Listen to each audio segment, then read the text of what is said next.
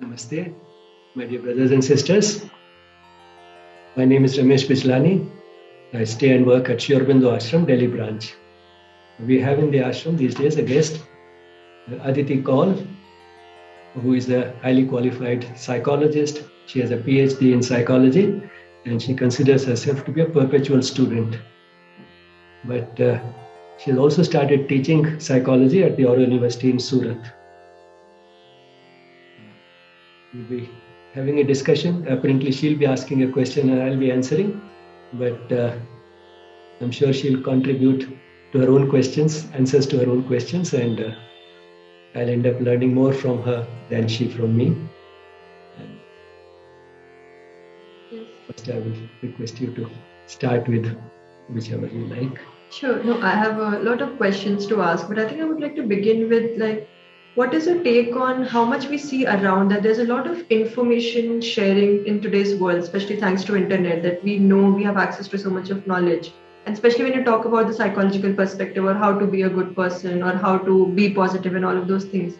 But why is it very difficult to apply what we know? Where is the gap between knowing something that, yes, this is right, we should do it, but actually doing it? So, what are your thoughts on the gap and how can one overcome that gap of knowing and putting it into the application? So, if you would like to tell us more about that. This is something which is not too much to talk about. It's more a question of sincerity. Sometimes when we know something and we can't apply it, we start feeling that's very difficult to apply. I don't have sufficient willpower. I'll never be able to do it. And to some extent, we delude ourselves into believing that just because I know something and I'm also acknowledging my weakness, I've done something useful. Now, that is what we have to avoid. Of course, there will be always a gap between knowing and applying. And that is particularly true on the spiritual path. What we have to know is very little and very simple, and yet very difficult to apply, and it's more than a lifetime's job. So one has to understand that limitation, that is true. And it is because of this limitation that we can't depend entirely on our own efforts. We need divine grace, but then that divine grace has to be earned. So we do have to put in the effort on our side. And to put in that effort, the knowledge that we need is not generally a problem. It is applying it which is a problem. And instead of acknowledging our weaknesses and just using them as an excuse, one should bring in greater sincerity into application and also understand that this is a difficulty which is universal. It will take time. Time is an important factor. But if we keep saying that somehow it will happen with time automatically, again it will not happen.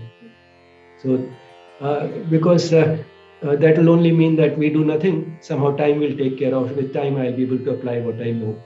That will be lapsing into tamasic inertia, which sometimes can look very similar superficially to sattvic quietude. But one has to understand that difference. That is where the importance of knowledge comes in. So the knowledge is important, but to apply it, time are important, introspection is important, which helps deepen that knowledge. Knowledge requires seasoning like timber. So you have to give that time, but at the same time, keep making efforts to apply whenever there's an opportunity and have as much sincerity as one can summon to put it into practice. So to improve our ability to apply, we need, along with time, greater sincerity, because along with the rest of the growth that we experience, which we call growth of consciousness, what can be more easily perceived is growth of sincerity. Total sincerity, the mother has said, is a difficult thing, but doesn't mean that we don't have to aim at it. I think what really stood out for me when you were saying that it's not that we just stick with that our weaknesses, we identify with our vulnerability. And I think that is something very interesting. And I would like to know more, because it often happens that, yes, I'm on the path of spirituality. Yes, I'm attempting to work. But look at, there's so many errors in my being, or there's so much of weakness in my personality. So what can I do? So there's some sort of identification with the negatives, which also kind of gives you a solace because you said there's a role of time. So that yes, I will be. So it's kind of when you set a goal in the future because you're stuck with identifying with your weaknesses. So how on this path you be in a way that you don't identify with your weaknesses, you just acknowledge them and offer them. So how does that process one can work upon? What are your guidelines or suggestions? In simple words, what it amounts to is an attitude of moderation. Because the extreme of not acknowledging one's weaknesses would also be wrong.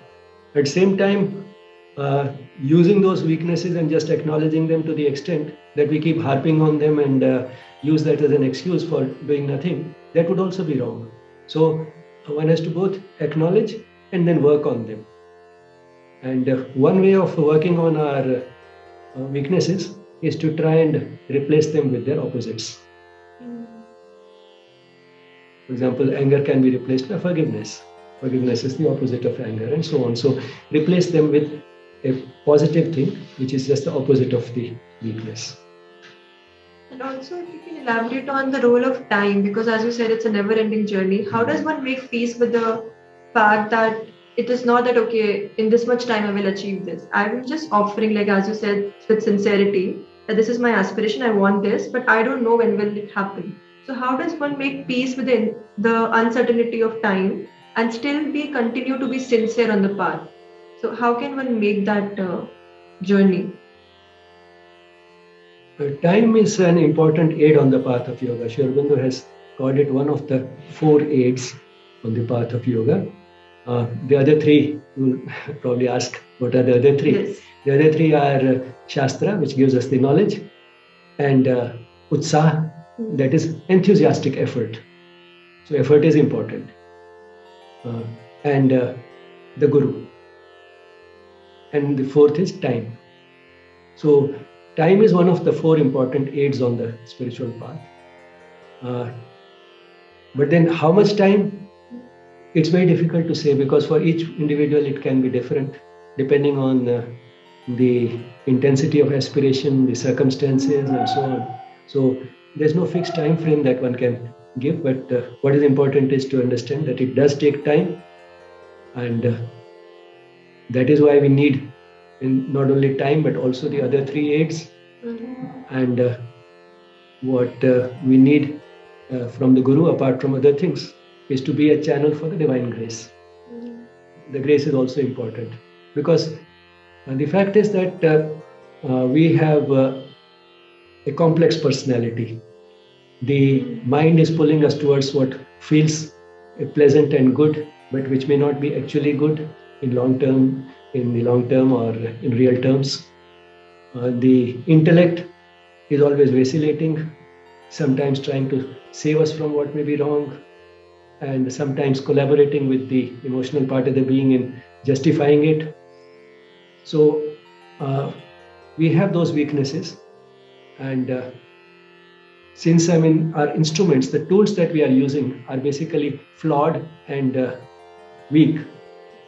You must have heard of that famous song, Tu Pyar Ka Sagar Hai. In that, one of the lines is, Pankh hai komal, aankh hai dhundli, jana hai sagar par.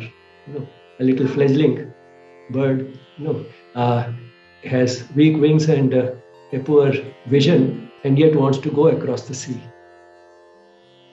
So that is the type of journey we are on the spiritual path, and doing it with these inadequate instruments means that we have undertaken a major project with very weak resources, with very poor resources, and therefore we need that infinite love of the divine, because of which a little bit of effort on our part can earn us that divine grace, so that the handicaps of these weak instruments can be overcome, and the Guru acts as that channel.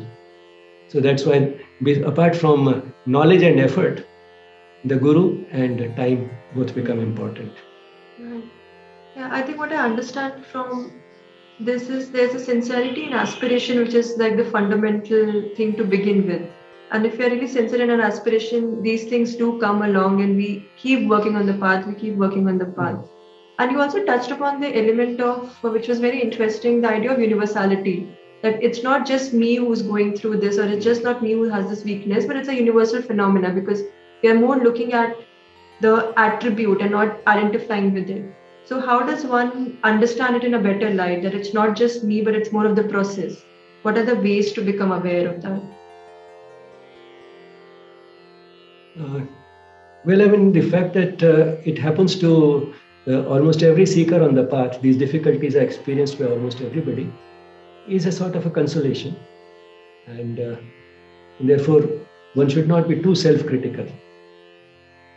So, I mean, moderation. I mean, basically, moderation is what we require at every stage, except in the aspiration. The aspiration doesn't have to be moderate. The aspiration has to be intense. Apart from being sincere, it has to be intense.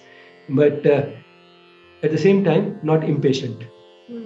The difference, between the intensity of the aspiration and its being impatient.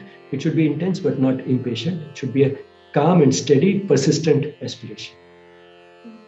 I think that is one of the key takeaways, that because you were discussing about the role of time, that knowing that it is uncertainty, but still being very patient and persistent. I think that is a good takeaway, to be patient and persistent. Yes. Thank you so much. Thank you. Thank you.